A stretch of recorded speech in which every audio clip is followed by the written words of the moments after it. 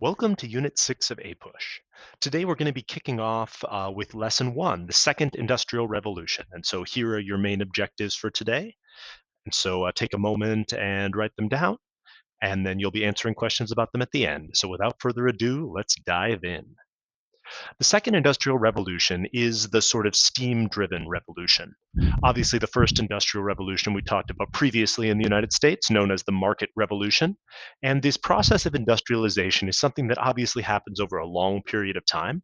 So, this is more of an overview lesson and less of a these specific things happened at this time lesson. So, let's talk briefly about the causes of industrialization in the United States. First of all, the main cause, or one of the things that pushed industrialization, specifically this power driven industrialization, is the prevalence of a lot of valuable minerals, specifically coal, discovered sort of in the Appalachian and then later the Rocky Mountains, and also the discovery of oil in a variety of different areas in the United States, with both of these fuels being some of the main drivers of power within the Industrial Revolution. This is coupled with governmental policy associated with the Civil War. For example, Lincoln's adopting of a more steady monetary system to finance the war helped push forward industrial growth, along with the transportation revolution, and specifically the Pacific Railway Act and the government's financing of the expansion of railroads. All of these things together helped push industrialization forward and helped the United States catch up to England and some other countries that had already been industrializing relatively quickly in the aftermath of the war. Obviously, railroads are significantly more efficient forms of transportation than previous roads, and they're easier than canals because, of course, obviously you don't have to dig them, and so there's less of a startup cost in order to build railroads. Tom Thumb here is the first American built railroad.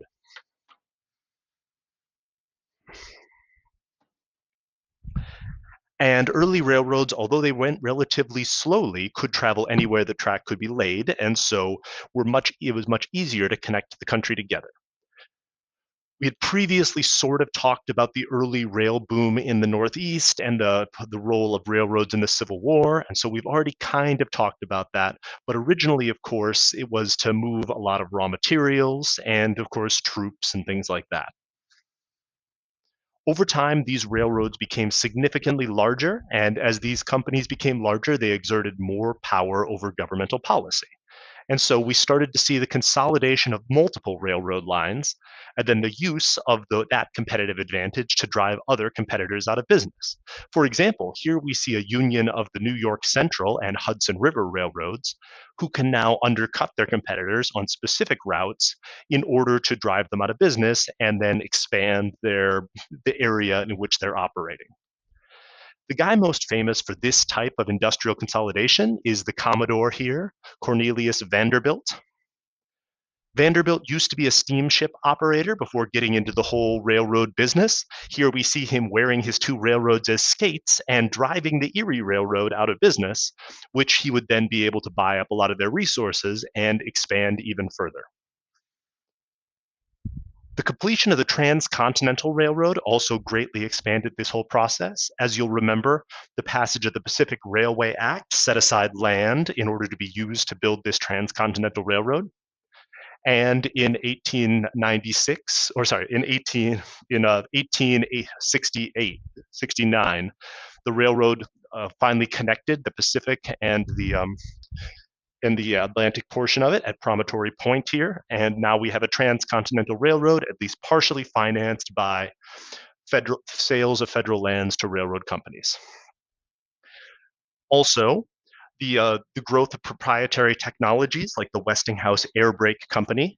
The air brake applied the brakes to all cars on a train simultaneously, allowing trains to stop more quickly, which allowed them to move more quickly, which provided clear advantages. So if you could get a exclusive contract with one of these new technologies, your rail line, of course, would be significantly more valuable and would be able to again outperform your competitors, which would lead you to pushing them out of business. The Pullman sleeping car was another one of these innovations that led to specific rail lines becoming much more competitive. If you've never been on a sleeper train, quite frankly, it's amazing. You go to sleep on the car and then you wake up at your destination. It's much more convenient and comfortable than having to sit in an uncomfortable seat. And so the invention of the sleeper car significantly expanded the ability or the willingness of people to travel long distances. And here we see a luxurious, very comfortable sleeping car. If you ever get the chance, I highly recommend it. This also led to governmental corruption, as we mentioned earlier, and railroad companies, in order to get these government contracts, would often offer bribes to government officials to ensure that they're the ones who got these lucrative government land grants. Most famously, the Credit Mobilier scandal rocked the grant administration. We briefly mentioned it at the end of last unit, and it led to the resignation and charges for a number of grants cabinet. And it again represents the increasing power of business to influence governmental economic policy. The rise of steel also helped facilitate the second industrial revolution. Steel is both lighter and it's light, but it's somewhat flexible and also strong. And so the ability to produce more efficient and stronger steel through something called the Bessemer process. I'm not really a scientist, so I should probably check the pronunciation on that. Was invented, which allowed again the more efficient production of steel.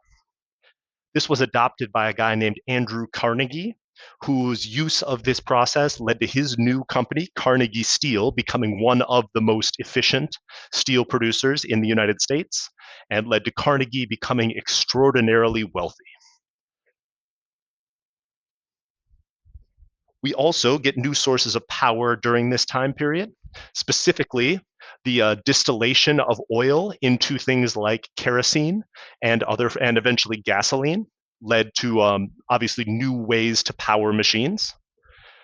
Oil and gas is more efficient than coal because it combusts much more easily and much more quickly, and therefore is much more flexible as far as how you use it, as opposed to having to you have to heat up coal for a long time in order for it to produce a reaction. Gasoline produces a reaction much more quickly.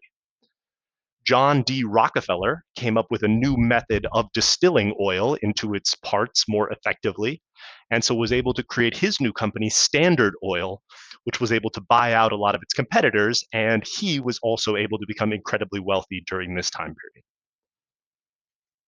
This, of course, allowed the production of much larger engines, and some of these engines, like the coreless engine here, were used to generate electricity, which is even more flexible than gasoline as far as being able to power stuff, and eventually led to the production of the electric light, which is generally Edison. Thomas Edison gives credit for that.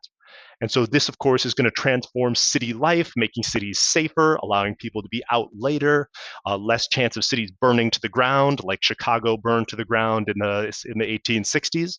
So fewer American cities are going to burn down, which is, of course, good for everybody. And it kicked off the whole currency war between Edison and Tesla, which, again, this is a whole lecture and story on its own. You should definitely look it up if you're interested. But Edison ends up mostly winning, although we've adopted Tesla's alternating current because it's much safer than Edison's direct current. But Edison did give us the light bulb, and for that we are somewhat grateful. The communication revolution also significantly expanded the economic development of the United States. This transcontinental telegraph line substantially cut down the time it took to communicate between Europe and the United States, which helped spur economic growth. Alexander Graham Bell's invention of the telephone, of course, also significantly increased the rate of communication and helped kick off this economic boom. And these new technologies led to the growth and consolidation and the creation of monopolies. Monopolies, as you of course know, is when someone is able to buy up all of the companies that do the same thing. And then, of course, once you do that, you can charge more for rent and eventually put a hotel on your properties. But in this class, we're going to talk about two forms of monopoly: horizontal and vertical integration. Horizontal integration is what Rockefeller is known for. It's when you buy up all of the types of business that do the same thing as you.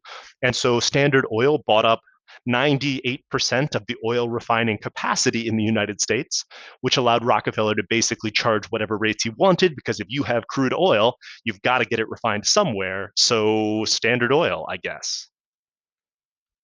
The opposite piece of this, opposite to horizontal integration, is vertical integration. And this is what Andrew Carnegie was known for.